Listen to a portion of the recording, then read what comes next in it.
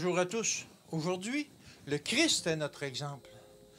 Combat le bon combat de la foi. Saisis la vie éternelle à laquelle tu as été appelé et pour laquelle tu as fait une belle confession en présence d'un grand nombre de témoins. 1 Timothée 6 au verset 12. Suivre le Christ ne signifie pas devenir libre de tout conflit. Il ne s'agit pas d'un jeu d'enfant. Ce n'est pas de l'oisiveté spirituelle. Toutes les joies du service chrétien enjoignent des obligations sacrées pour affronter les conflits souvent graves. Suivre le Christ entraîne des luttes difficiles, un labeur intense, la résistance au monde, à la chair et au diable.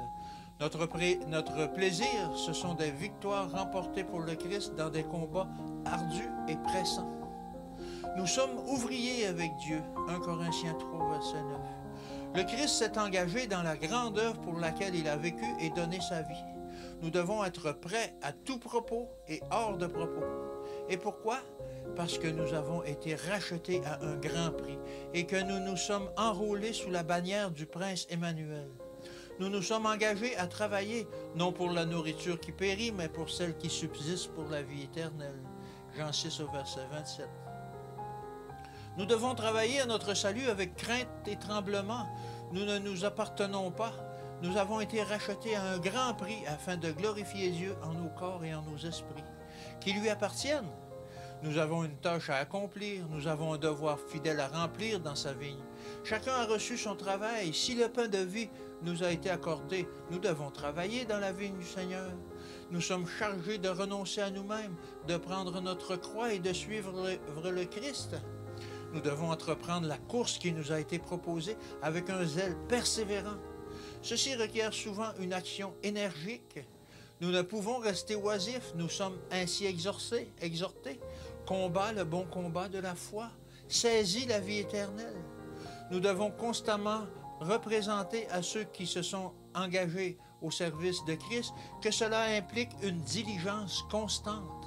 Nous devons être de fidèles ouvriers, faire tout en notre pouvoir pour gagner des âmes au Christ. Avec la vigilance continuelle, nous devons être fidèles jusqu'à la mort, combattre le bon combat de la foi jusqu'à ce que le conflit soit terminé et qu'en vainqueur, nous recevions la couronne de vie. Ceci représente beaucoup plus que nous ne l'envisageons.